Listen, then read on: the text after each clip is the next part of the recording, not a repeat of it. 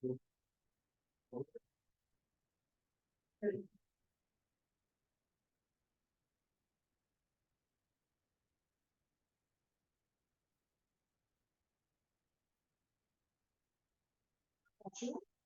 visite de la présentation va s'expliquer entre 13 et 15 minutes. Un point sera déduit par tranche de 30 secondes manquantes ou supplémentaires. Tous les membres de l'équipe doivent parler pendant la présentation. Si ce n'est pas respecté, une pénalité de 5 points sera retranchée à la fin. Tout au long de la présentation, je vais présenter les cartons dans les airs afin de monter le temps restant. Un carton de restera 10 minutes, 5 minutes, 1 minute, ainsi qu'un dernier carton de restera 30 secondes. Je prends les comptes à l'aide de mes mains dans les 10 dernières secondes de la présentation. La présentation sera suivie par une période de questions d'une durée de 5 minutes par le juge. Vous êtes évalué dès le début jusqu'au dernier moment passé avec les juges dans la salle de présentation. Alors, je laisse maintenant les juges se présenter. Ensuite, vous pouvez commencer. Alors, moi, je suis Charlie, je suis étudiante en deuxième année du bac en Afrique. Bonjour, mon nom est Evelyne Montagne, je suis enseignante en classe scolaire sur les TPE et je suis l'artiste du fondateur de Bonjour, mon nom est André Villard, je suis directeur du groupe Granule au Québec Food Expo de Bureau. J'ai été 10 ans directeur des ventes et marketing Granule. Bonjour à vous tous, nous sommes très honorés de présenter aujourd'hui la résolution de Granule LG qui a été faite par moi, Luc Caminier, ainsi qu'à mes deux collègues que je vais laisser se présenter à l'instant. Enchantée, donc moi c'est Thalie Savard. Moi, c'est Samir Al-Jazir. Donc, on va commencer par un court portrait de l'entreprise. Donc, Granule LG, c'est une entreprise de la région du Saguenay-Lac-Saint-Jean qui a pris ses débuts au courant des années 95. Donc, ça fait à peu près une trentaine d'années que l'entreprise existe. Et depuis ce jour-là, l'entreprise a mis de l'avant des produits qui sont très concurrentiels, en fait. On met des produits de l'avant pour permettre aux gens de bénéficier de produits de bois d'œuvre, dans le fond, des récupérations de retails de bois d'œuvre qu'on va transformer ensuite en granules de chauffage et en d'autres produits connexes. Donc, à ce qui a trait à la mission, vision et valeur de l'entreprise, donc sur quoi on s'est basé vraiment pour résoudre le cas. Donc, pour la vision, c'est vraiment devenir un leader au niveau des granules bio dans le milieu. Ils ont la mission aussi de faire découvrir ce milieu à un large segment de clientèle et de vraiment faire le développement avec un équilibre environnemental et les valeurs qui vont justement avec la mission et la vision. Donc, ils ont la valeur de l'environnement, de la durabilité, de l'engagement et surtout de la qualité du produit. Vraiment, dans l'analyse interne, on a commencé par voir les forces et les points à améliorer de l'entreprise. Dans les forces, il y en a quand même beaucoup. Il y a vraiment le design déjà du nouveau produit qui est vraiment attirant, puis qui permet, qui a été bien exécuté en fait. Il y a aussi la versatilité du produit. Donc, le produit qui n'est pas juste pour fumer, il permet de fumer, de faire des grillades, il permet aussi de faire avec la braise, de pouvoir braiser la viande. Aussi, c'est un produit qui est en croissance, donc c'est un nouveau marché potentiellement au Québec. Donc, contrairement à, mettons, aux États-Unis, c'est vraiment un gros marché. Ici, vu que c'est encore en implémentation, on peut vraiment vous pouvez vraiment devenir une grosse part du marché directement dès le début. Vous avez aussi une technologie d'huile pyrolytique bio qui donne vraiment un aspect de charbon de bois, qui donne vraiment un goût distinctif en fait à vos granules. C'est vraiment un gros avantage. Et déjà, les produits LG ils ont une très bonne notoriété, même, que ce soit les granules ou que ce soit probablement votre nouveau produit. Vous êtes déjà dans le marché et vraiment votre nom est déjà connu. Par contre, dans les points à améliorer, c'est vraiment la communication. C'est sûr que vu que votre marque est déjà très présente, très connue, il n'y a pas besoin d'en faire beaucoup pour l'instant. Mais vu que vous sortez un nouveau produit, ça serait peut-être bien d'investir un peu plus afin de voir plus de retombées plus rapidement et prendre une plus grosse part du marché. Puis, un autre point à améliorer aussi, c'est que les contrats que vous avez actuellement avec les séries offrent juste du bois de bouleau et d'épinette, donc pas de saveurs plus exotiques comme l'érable, le pommier.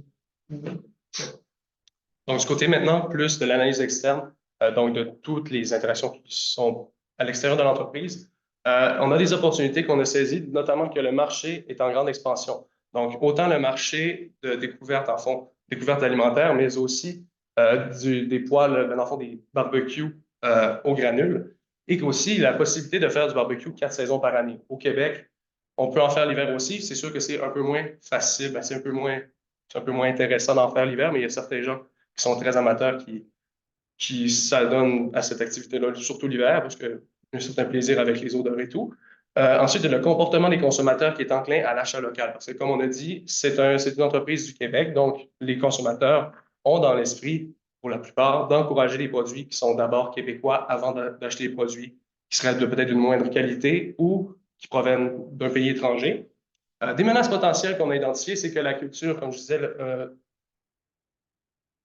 ah oui, excusez-moi. La culture du barbecue au charbon est en expansion également. Mais ça veut dire que votre produit qui imite, en fait, le barbecue au charbon a un immense potentiel à ce moment-là, parce que côté rapport qualité-prix et quantité-prix, les granules de bois offrent une meilleure alternative au charbon et que le marché forestier et énergétique sont très volatiles, parce qu'on va chauffer avec des granules l'hiver, tandis que le produit de granules barbecue peut être utilisé 4 saisons par année. Donc, ce produit-là va, à ce moment-là, répondre à ce trou qu'il y a dans le marché. Aussi que les coûts de l'alimentation sont en hausse, donc les gens peut-être seront moins enclins à faire cuire de grosses pièces de viande sur le barbecue ou à faire de plus grosses bouffes sur le barbecue, justement, ce qui pourrait faire diminuer les ventes de produits qui sont reliés justement à des produits complémentaires à l'alimentation et que la demande exacerbe l'offre parce que vous avez des ruptures d'inventaire depuis plus de 2 ans. Donc ça, c'est une menace, dans le fond, qui vous fait perdre du temps sur les compétiteurs. Donc, le mandat qu'on a eu aujourd'hui pour votre entreprise. Donc, aujourd'hui, on avait 3 questions à répondre quand même assez importantes pour l'avenir de votre entreprise. Donc, la première était, est-ce qu'on y va avec une technique agressive ou plus progressive pour l'expansion? La deuxième était, est-ce que nous allons vers un grossiste aux États-Unis ou on reste en région au Québec? Et la troisième était, est-ce qu'on faisait des ententes exclusives, soit avec Costco ou on allait avec plusieurs partenaires pour distribuer nos pays dans différents succursales? On va commencer avec le persona, avec les personnes que vous visez avec votre nouveau produit.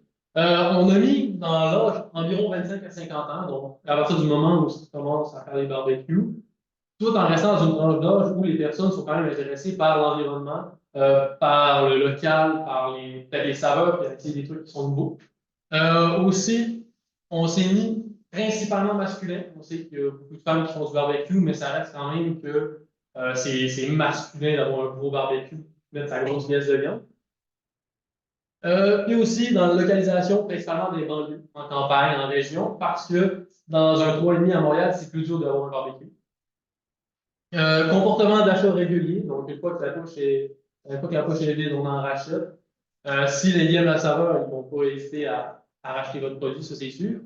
Redécouvrir l'expérience du barbecue, donc peut-être potentiellement sortir d'autres saveurs, sortir d'autres formats, d'autres quantités avec d'autres essences de bois. Puis les motivations, pouvoir fumer, griller, braiser la viande avec un respect de la nature, puis en achetant local, ça c'est sûr que c'est très important. Donc, ainsi, favoriser le développement au Québec est plus avantageux, selon nous, que d'aller investir dans un pays étranger comme les États-Unis, où le marché est déjà très mature et où il y a déjà beaucoup de compétition. C'est plus facile de s'immiscer dans un monde ou dans un marché où le marché, justement, permet de s'intégrer. Donc, les avantages de développer au Québec, c'est de rester lié aux valeurs de l'entreprise, qui sont d'être local et d'être respectueux de la nature, parce que d'autant plus que le transport dans les pays étrangers peut être, ben, ça pollue, ça produit beaucoup de CO2 et que ça coûte énormément d'argent, que le marché est encore croissant ici, comme je disais, et que vu les stocks qui sont actuellement limités, viser quelque chose, un pays très important comme les États-Unis, bien, ça peut être très risqué parce qu'on n'a pas le stock nécessaire pour approvisionner justement ce marché-là. Les inconvénients de rester au Québec, c'est que c'est moins propice à l'hiver de faire un barbecue, comme j'expliquais plus tôt, et que les limitations, ça limite en fait le nombre de clients potentiels qu'on peut avoir en s'intégrant seulement qu'au Québec. Et que finalement, la culture de la fumaison et tout ça, c'est beaucoup plus instauré aux États-Unis. Le brisket au Texas et tout ça, c'est déjà une culture qui est déjà bien établi et que justement, les personnes qui le font ont déjà les produits nécessaires ou ont déjà développé des techniques peut-être plus avancées qu'au Québec. Donc, en lien avec ça, on a décidé de justement conserver des points de vente multiples. Donc, de ne pas aller justement, il y avait Costco qu'on avait comme question. Est-ce qu'on va vers Costco ou des points de vente multiples? Dans le fond, la principale raison pour qu'on a décidé des points de vente multiples, c'est que ça permet de toucher un plus large segment de clientèle. Donc, si on choisit Costco, on est obligé de baisser les prix parce que les personnes qui vont dans ce commerce-là vont là pour économiser. Donc, on se plie à cette demande-là. De plus, ça peut faire aussi, si on est juste à une place, ça peut jouer sur l'image de marque. Autant c'est à prix réduit, c'est peut-être un produit de bas de gamme, ou c'est juste à une place, c'est seulement pour les connaisseurs, seulement pour des personnes que c'est une passion. Peut-être que ça ne me rejoint pas. Donc, tandis que si on va dans plusieurs points de vente divers, je le vois plusieurs fois, ça frappe mon imaginaire, puis je me dis, bien, clairement, ça touche tout le monde, je peux moi-même m'en procurer, essayer et tout.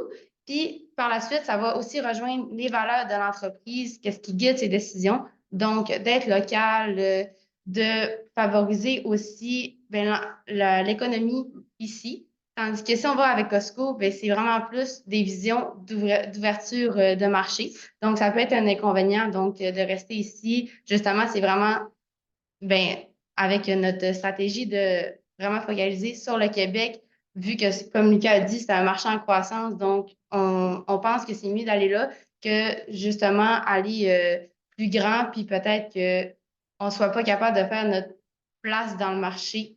Donc, être fort au Québec, ben, ça peut être vraiment une belle option aussi, là. Puis le plus gros avantage de tout ça, c'est que vous avez déjà des points de vente au Québec. Oui, Donc, si vous on êtes pense à déjà Canac, connu. des quincailleries, ben, c'est possible, les pipelines de vente sont déjà faits. Fait qu'on glisse un nouveau produit, on l'intègre. C'est que ça vient réduire le coût de prospection, puis de faire des tests de marché. Le pot, en fait, c'est vraiment une recette gagnante pour vous. Vous l'avez déjà démontré, vous ne mettez pas tant d'argent dans la publicité, vous faites prouver que votre marque, c'est une marque de qualité, puis ça marche. Le monde vous prend comme exemple, le monde se référence à vous, puis c'est la marque que le monde veut. Donc, voir un nouveau produit qui, avec votre logo, déjà, c'est sûr que ça va attirer le monde.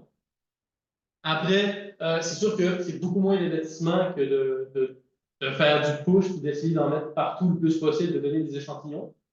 Puis aussi, vu le stock que vous avez actuellement, déjà la difficulté que vous avez à ravoir du bois, je pense pas que ça soit une très bonne idée d'essayer justement d'apparaître partout à la fois et d'avoir quelque chose de vraiment très grand. Par contre, dans les inconvénients, c'est en introduisant un nouveau produit, si vous ne faites pas beaucoup de publicité, c'est sûr que ça va être plus dur de faire connaître le produit. Aussi, il faut vraiment une gestion optimale. Si vous ne faites pas attention à vos produits, la quantité qu'il y a, si vous, avec vos distributeurs, vous ne vérifiez pas combien il leur en reste, s'ils en ont vendu beaucoup, vos grosses périodes de vente, ben, vous pouvez facilement arriver à des ruptures de stock. Puis, au final, vu que vous n'avez plus de produits sur les tablettes, le monde va se tourner vers d'autres compagnies. Donc, la stratégie, si on résume tout ça, c'est de s'associer à des détaillants québécois et en plus d'intégrer les nouvelles granules dans le fond, à l'offre qui est déjà disponible en magasin. Poursuivre le chemin avec des détaillants existants ou trouver des détaillants en cours de route au Québec toujours. Et le lancement progressif poursuit le niveau d'évolution des stocks parce que si on y va de manière trop abrupte, ben, le niveau de stock ne suivra pas et on ne sera pas capable de suivre notre demande. Donc, avant d'entreprendre la stratégie, ce qui est très important, c'est de stabiliser le niveau de stock. Fait que pour ce faire, ce sera important de peut-être voir si on peut faire un rééquilibre du côté de production de granules versus de granules de chauffage, je veux dire, par rapport aux granules de barbecue en haute saison. Et donc, il serait aussi pertinent de réaliser l'étude de marché pour voir à quel point les gens sont prêts à payer pour ce type de produit. Finalement, on avait passé un axe communicationnel pour faire promouvoir le produit. Donc, il y a des concours du type Gagner votre barbecue ou votre repas de barbecue. De la publicité dans les arénas, comme on avait dit, toujours en lien avec notre persona qui se tient, qui est peut-être fanatique de sport aussi. Des publicités à la radio, c'est très conventionnel, mais c'est ce qu'on pense qui va viser le plus les gens dans les chantiers de construction, etc. Des expositions, ça peut être très intéressant aussi. Autant dans un expo habitat, on peut glisser un produit de chauffage, nous en un expo nature, où on peut montrer un produit de barbecue, et que des points de vente plus précis, donc peut-être dans les boucheries pour complémenter l'achat de viande, ou dans une épicerie où on peut acheter déjà comme du charbon ou d'autres produits de ce type. Qu'est-ce qui est important à prendre en compte aussi, c'est qu'on a on a essayé de rester dans les budgets où, oui, on a doublé, en fait, l'argent que vous mettez dans la pub, passer de 50 000 à 98, si je ne me trompe pas. Mais si on fait un calcul au final sur tout, Chiffre d'affaires. sur votre chiffre d'affaires, ça fait 0,4% de votre chiffre d'affaires, ce qui est quand même très acceptable. Puis on avait pensé aussi, là, pour le problème qui revient souvent d'approvisionnement, c'est de faire plusieurs partenariats avec d'autres séries. On est chanceux dans la région de Québec, c'est une ressource qui ne manque pas des arbres. Donc, aller vers d'autres séries pour justement avoir un approvisionnement, parce que dans tous les cas, c'est ça qui revient. Donc, si on s'approvisionne plus, justement, comme Samy vient de dire, qu'est-ce qu'on va avoir mis en communication? On va être capable d'aller chercher, on avait vu un 50% de plus. Donc, 1,5, qu'est-ce que vous faites déjà là, pour le barbecue? Donc, c'est quand même notable, là. Puis, on a fait un schéma d'une carte perceptuelle avec qu'est-ce qui demande le plus de coûts versus qu'est-ce qui va ramener le plus de bénéfices. Donc, on peut voir que dans tous les cas, les solutions, il n'y en a pas une de mauvaise, là, tu sais. Sont toutes sont toutes bonnes. C'est sûr que la publicité à la radio, on prend un homme de 25 à 50 ans, il travaille sur un chantier de construction, il l'entend à longueur de journée, là, la radio. Donc, va être frappé par les pubs et vice-versa, les expositions, les concours et tout. Donc, des publicités pas trop chères qui rapportent beaucoup. Merci beaucoup.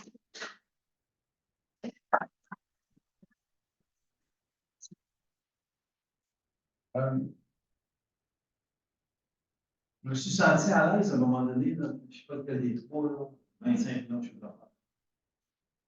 Je On va pense. partir avec ça. On fait 25 millions de chiffre d'affaires. Ouais. On va faire combien de millions de chiffre d'affaires dans un an, dans 2 ans, avec votre stratégie? Ça, c'est ma première question. Deuxième question, je me fais achaler par mon comité de gestion. Combien de tonnes on va produire? OK. Donc, premièrement, déjà, qu'est-ce qu'on avait vu? Vous aviez dit à peu près dans les premières années 5 millions de tonnes. 5 000, 5 000 tonnes. C'est sûr que ça, justement, on conseille de faire une étude de marché avant, de voir un peu le marché potentiel avant de faire plus de production. Mais vraiment, le but, ça serait de faire pour 1,5, donc aller à 7,5 000 tonnes de base. Puis peut-être après ça encore augmenter. Puis le chiffre d'affaires, vraiment, ça va dépendre de la position que vous voulez prendre selon le prix que vous voulez mettre pour vos produits, en fait. Mais c'est sûr que ce marché-là, vu que vous avez une très bonne marge de manœuvre dessus, ça vous permet quand même d'avoir peut-être, mettons, un 25% de plus si on fait bien les choses. Puis si je veux renchérir avec Samy, vu la tactique qu'on a utilisée de progressif, de où le 1,5, donc si annuellement on prend de plus en plus de place dans le marché, donc peut-être qu'à court terme c'est plus petit, mais à long terme, justement, on va se faire plus connaître. Et le bouche à oreille, c'est fort aussi, là. Québec, c'est une grande province, mais quand même petit en même temps. Donc, ça va grossir d'elle-même. Puis le chiffre d'affaires, comme Samy a dit, va croître en même temps. Mais on n'oublie pas que les granules de barbecue, ce n'est pas votre rendement principal. Donc, il va croître au même rythme que les tonnes vont s'accumuler. Je vais y aller si vous on va continuer sur la même longueur d'onde. Ça va. Il y a combien de sacs vous pensez qu'un consommateur peut utiliser par année de ça? Par année? Mais ça, dans le fond, ça va vraiment aller avec ses habitudes de consommation de base de barbecue. Ça va aller aussi avec le format de barbecue qu'il y a, tout dépendant combien il a besoin de granules dans son poêle. Mais je vous dirais qu'un bon consommateur peut. C'est excusez, c'est moins occasionnel, je dirais peut-être par saison. Si on dit par exemple un été, peut-être 4 poches. Ouais, c'est sûr que l'été, c'est plus souvent. Mais justement, là, comme on a dit dans nos publicités, là, les pop-up qu'on voulait faire du style au Valinois, on arrive, on fait des grillades, ou encore à des monts de ski, Québec, Montréal et tout, ben ça va justement, hein, ça fait longtemps qu'on n'a pas mangé, ça fait un mois qu'on mange de la fondue, on serait dû pour un petit barbecue. On se fait un barbecue, on rajoute une poche, ça fluctue aussi les ventes, puis ça ramène des achats plus justement hivernal, des achats 4 saisons. Donc, peut-être qu'à place de passer à 4 poches juste l'été, ben, on pourrait en avoir 4 poches l'été, puis 2 poches les autres saisons. Donc, on monte à 10 poches par année, c'est quand même bien par consommateur. Mettons qu'on parle plus d'expérience personnelle. Chez nous, j'ai un poêle au granit, pour barbecue, vraiment, en fait. Puis, avec ma famille, on n'est pas des fervents de barbecue non plus, on passe environ 2 poches dans l'année. C'est toujours la question parce que c'est pas des sacs non plus, Non, c'est ça. des petits formats. Et que dans le fond, tu sais, les gens, vous l'avez dit dans votre façon, il ne faut pas les chercher à la pièce, c'est pas des distributeurs, c'est pas un magasin, c'est des producteurs.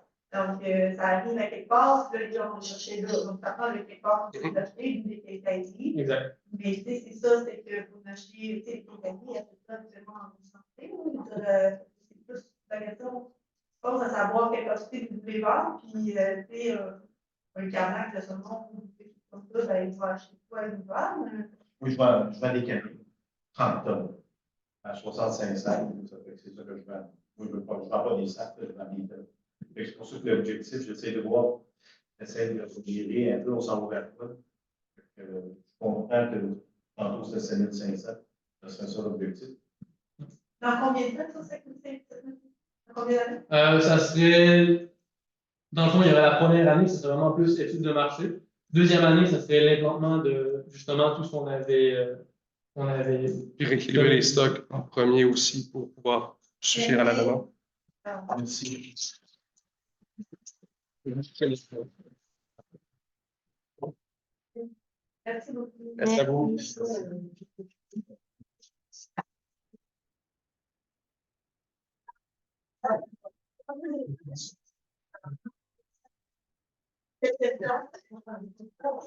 Merci.